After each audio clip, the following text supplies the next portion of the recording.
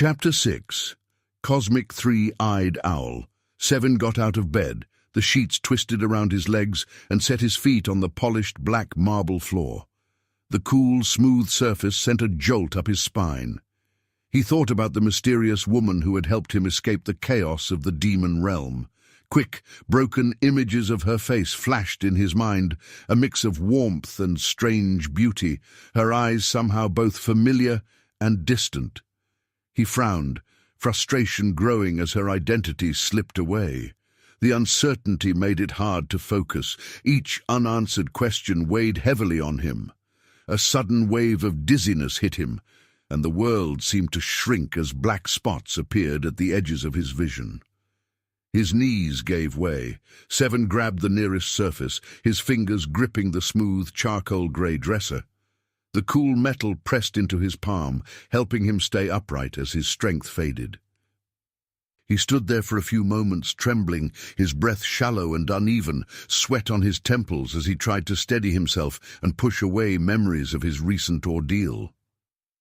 As the shaking in his limbs faded, Sevyn looked around, amazed by the room's futuristic design. The charcoal-grey dresser was more than just furniture. It was advanced technology. Its drawer handles glowed softly in blue and silver, lighting up with each touch.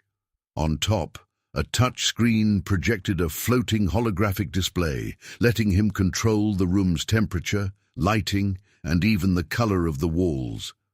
One wall was covered in smooth metallic panels that reflected the gentle light, with hidden speakers playing quiet, calming music. The air was perfectly cool, carrying a faint scent of cedar. The whole space felt both modern and strangely familiar, like a dream he couldn't quite remember. Every surface was spotless, every detail designed for comfort and control. Still, beneath the luxury, he could hear the quiet hum of machines and sense that he was in a place between the present and the future, between reality and myth. "Take your time, Garnet Warrior." The woman's voice resonated from the doorway, her words soft and rich, wrapping around Sevyn like a warm blanket. She stood framed by the doorway's gentle golden light, her presence equal parts commanding and reassuring. Her tone was a soothing balm to his confusion, each syllable carefully measured to steady his nerves. "There's no need to rush. I'm only glad you're safe. It would have been a tragedy to save your son without you." As she spoke, the air in the room seemed to settle, the flicker of anxiety in Sevyn's chest easing beneath the weight of her quiet confidence and compassion. "Who are you? Where is my son, Sebastian?" Sevyn demanded, his voice rough and tense, fear clear in every word. His eyes searched the corners of the room for any sign of danger or comfort. He braced himself, ready for whatever answer he might get. "I know all about you, Sevyn Wayne. Your wife, your child, everything," the woman replied, her eyes shining with a piercing, almost supernatural intensity. Her gaze seemed to strip away his defenses, revealing not only his present self, but also the tangled web of past choices and future possibilities. There was a weight to her words, a sense that nothing, no secret, no hope, no fear, could be hidden from her scrutiny. "This can't be! You don't even smell like a demon. Who are you and where am I?" Sevyn's voice shook. "Of course, I don't look or smell like a creature from that realm. That's because I'm not a demon," the woman said, her voice calm but with a hint of mystery. She stepped into the room, her figure outlined by the glowing hallway, moving with a graceful, almost otherworldly ease. "My name is Honey Phate. I'm Jacques Abgel's sister and Chance's mother." She stood with quiet pride as she shared her family ties.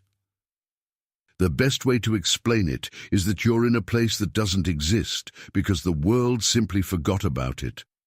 Her words stayed with Sevyn, each one making him more curious and amazed. "A place that doesn't exist?" "Sure. Are we still in New Orleans?" Sevyn replied, his voice thick with sarcasm. "We are, in a way," Honey answered, a sly smile on her lips, as if she knew a secret he hadn't figured out yet. "Fine. Then where are we?" Sevyn asked, his curiosity overcoming his frustration. You are the Garnet Warrior, after all. I guess there's no reason to hold back now, is there? Honey's eyes shone with a mysterious light, and the shadows in the room seemed to move. She stepped forward, her presence suddenly filling the space and making Sevyn's heart race. You might not believe me, but we are under Chandeleur Island. The words seemed to change the air in the room. For a moment, Sevyn felt like reality had shifted. The Garnet Warrior is a legendary figure in our world, a title given to those with special abilities and the courage to face the challenges beneath Chandeleur Island. This pyramid, hidden for centuries, is where your story began and where it might one day end. Sevyn let out a sharp laugh, trying to hide his nerves. Beneath Chandeleur Island. Are you serious? Do you know how crazy that sounds? So what's down there? An underground city? A secret taco stand? He looked around the room, searching for any sign this was a joke, as the dim light flickered over old relics and shadows moved across his tense face. Actually, yes. An underground city, she said, her voice mixing seriousness with a hint of playfulness.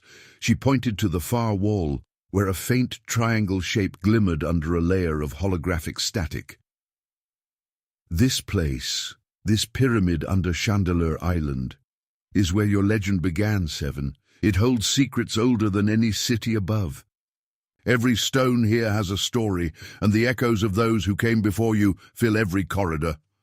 My story, or the Garnet Warrior's story? Either way, you have my full attention. Sevyn leaned in, excitement rising as the weight of the Garnet Warrior's legacy filled the space between them. The Garnet Warrior's story, though I think you're all the same by now, Honey said, her eyes narrowing as if she could see right through Sevyn. I can only tell you what I know. There are many versions of the original legend, like a game of telephone gone wrong, so you'll have to put the truth together from pieces. She looked at Sevyn closely. After all, you have the brain and other important parts of the very first Garnet Warrior. Her words gave Sevyn chills, leaving him both excited and uneasy. How do you know all this? Mr. Abgel never said anything about a pyramid under Chandeleur Island, Sevyn protested. My greatest ability lets me see the past, present and future, Honey said, her voice cutting through the tension in the room. She stood tall and confident, like a beacon in a storm. When I touch something, or sometimes at random, my spiritual vision comes alive. The threads of time come together, connecting my destiny with yours. Her confidence gave Sevyn a spark of hope and awakened a sense of purpose he hadn't felt in a long time. Honey's mysterious powers drew him in, making him want to learn more about her gift and the stories she told. That's amazing! How often does it happen? Do you have a vision hotline or something? Sevyn asked. I'd like to say it happens less than it does, Honey replied, her eyes sparkling with mischief. But then her expression turned serious. Don't get me wrong, I appreciate having foresight. It's like having a GPS for life's messes. Still, the idea that I could change history by accident really worries me. It feels like I'm carrying a backpack full of stones. Fate chose you for a reason. Don't hold back. You have everything you need to find your own path. You don't have to treat fate like it's something dangerous. By the way, did you see me in the demon realm? Sevyn spoke warmly, his encouragement bringing them closer. I did, Honey answered, her eyes shining with both mischief and determination. But don't worry, my vision didn't show anything bad happening to you. It showed me saving you, just like I did. So relax. I'm here for you. Her confident look reassured Sevyn. Then there's no point in worrying. Everything's unfolding as it should, Sevyn assured her. I guess you're right, Honey said, her serious look turning into a playful smirk. She looked more at ease with her destiny, her eyes lighting up as if a burden had been lifted. Now that I'm the Garnet Warrior, and you've seen me in the demon realm, have you ever looked into the past? Maybe seen other Garnet Warriors or their partners? Sevyn asked, his voice excited and curious. Actually, yes, I have, Honey said, her brow furrowing as she remembered. A long time ago, I found a dusty old scroll in my brother's office. It was full of stories about the first Garnet Warrior, carefully kept by my ancestors. But here's the thing, it completely confused my father. The scroll was supposed to be a guide, but it was written in a language he couldn't understand. He spent hours trying to figure it out, but he was always stumped. So, was it some code? Did he ever figure it out, or was it just nonsense? Sevyn asked, his curiosity growing. He believed the first scroll would only make sense if he found the second one, so he became determined to search for it. He asked the Wushang Society's High Council for help, but they doubted him and sometimes even made fun of his ideas. The council dismissed his theories as wild, so he set out on his own. After my father died, I finally looked at the scroll he left with my brother, and it changed everything. Every time I opened the old parchment and read its strange words, I saw visions that felt real, scenes from the past, torchlight, hurried footsteps in stone halls, and my ancestor hiding the second scroll deep inside these pyramid walls. The way he moved and glanced over his shoulder made me sure he was protecting the scroll from people who wanted its power, Honey said.